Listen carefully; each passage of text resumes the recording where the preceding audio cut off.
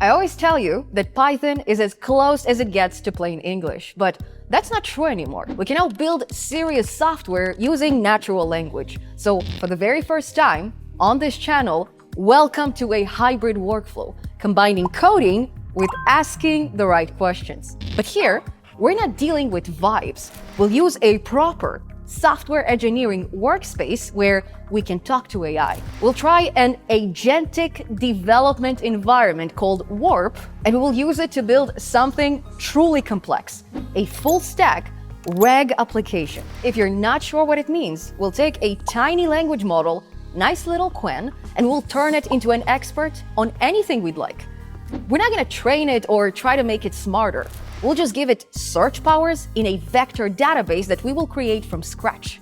And finally, we will wrap it in a beautiful user interface, making our app production ready and good to go in a fraction of the time.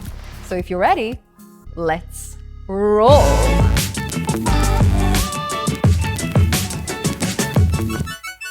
So first of all, what exactly is RAG?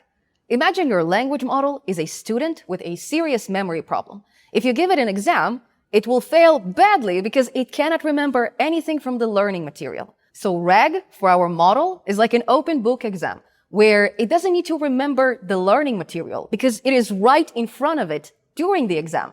And all it needs to do is search quickly. And that's exactly what Retrieval-Augmented generation is all about.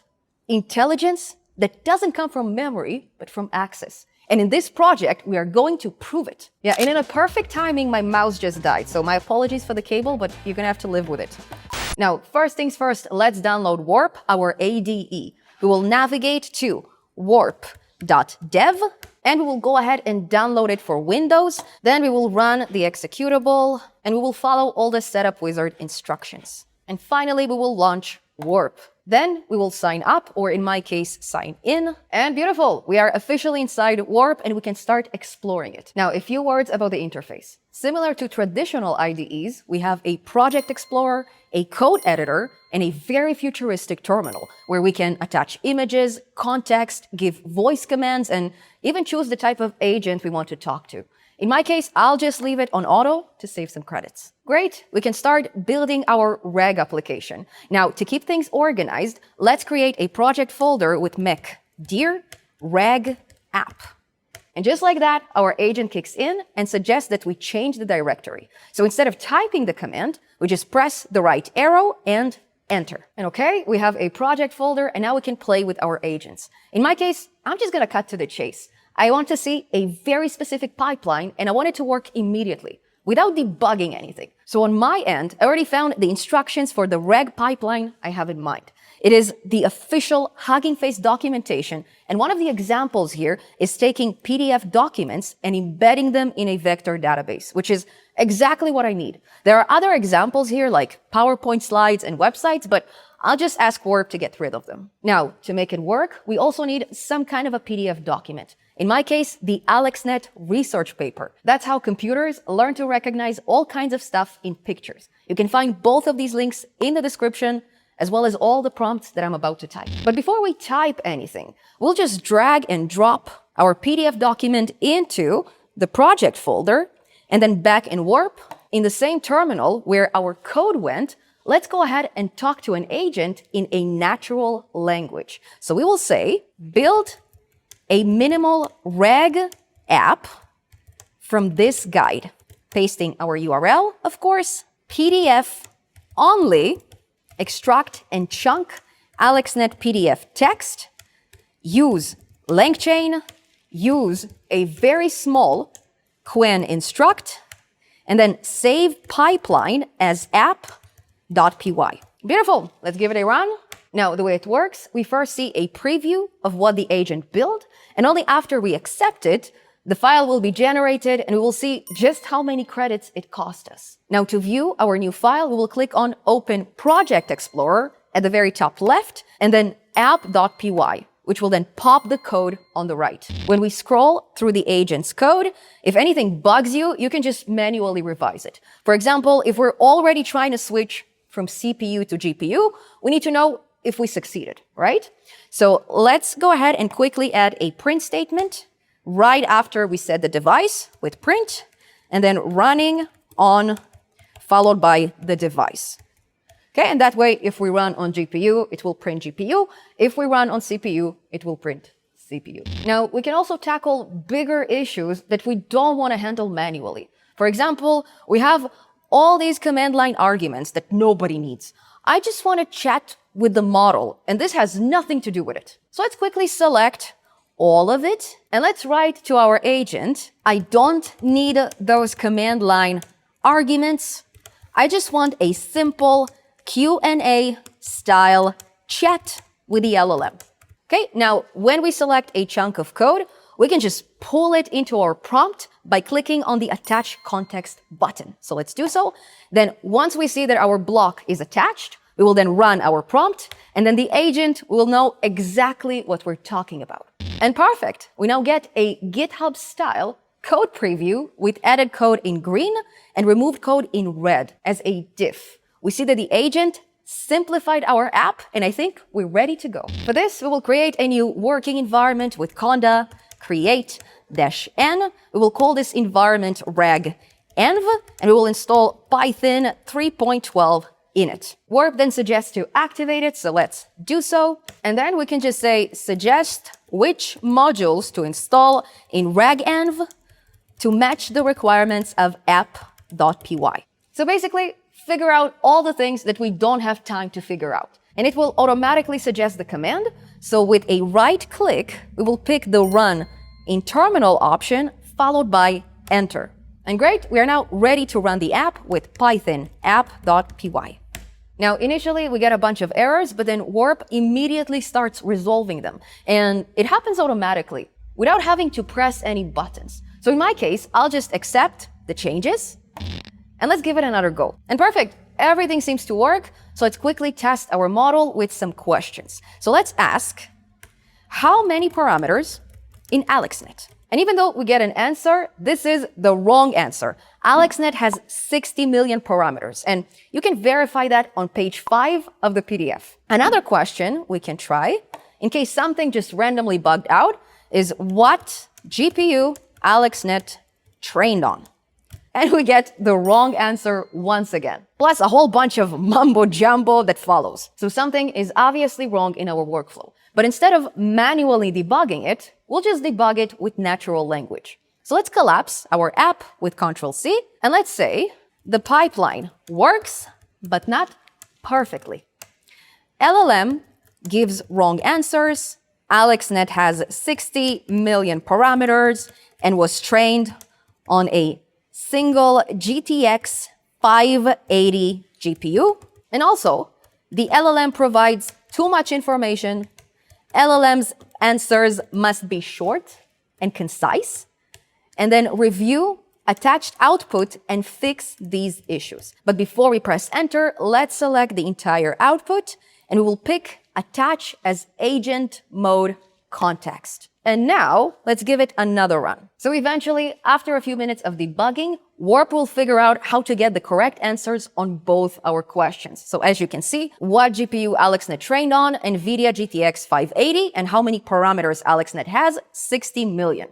Perfect. And to make sure that nothing was hard-coded, because I caught it trying, okay, we'll ask a few other questions like resolution of ImageNet images. Okay, beautiful, 256 by 256, that's correct. And then what's the dropout probability in AlexNet? 0.5.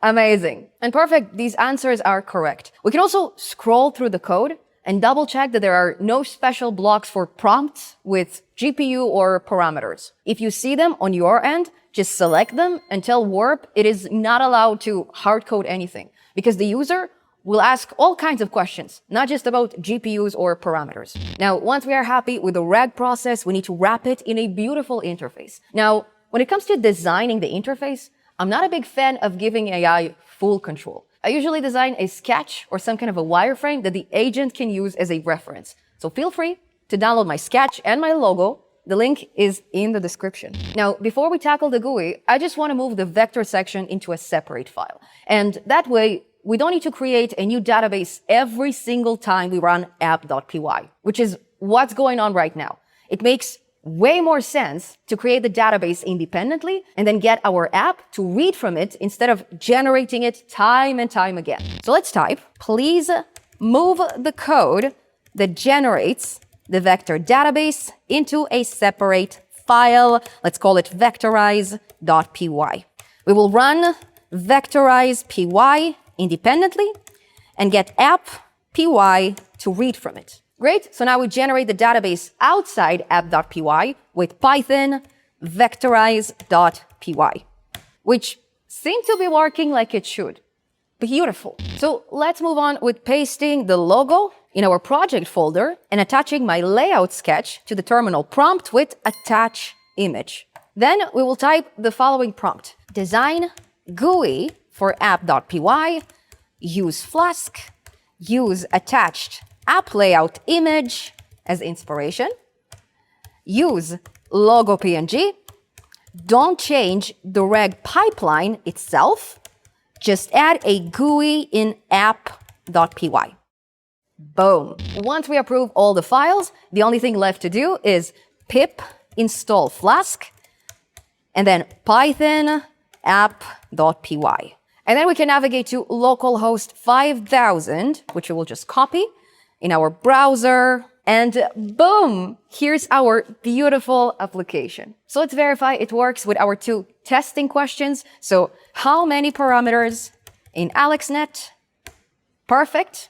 And then what GPU AlexNet trained on? And perfect, it got both right. But I do have some issues with the layout. So first, we need to remove the RAG chat text because our logo already includes it. And then we need to include the rest of these research papers in our vector database, just like we've done with AlexNet. So first, let's get rid of the text with remove RAG chat text next to the logo, then make logo bigger, make sidebar 30% smaller in width, and justify sidebar content to the center. And wow, this time it's perfect. So now let's quickly download the rest of the research papers from the layout and let's add them to our vector database. On my end, I'll just put everything in a research folder at the root of our project, and I'm gonna ask Warp to do the following. Instead of embedding AlexNet PDF only, please embed all the PDF files from the local folder /ragapp/research. And don't change anything else. And beautiful, once Warp is done, we will go ahead and run vectorize.py once again, just because we changed a few things. And then we will run our app, and let's give it a final test asking about something else, okay? What languages DeepSeek R1 is optimized for? And perfect. Chinese and English, okay? And how many layers in smallest VGG? Amazing! In both cases, it is 100% correct. And congratulations! We have officially designed a complex, full-stack RAG application using natural language instead of Python.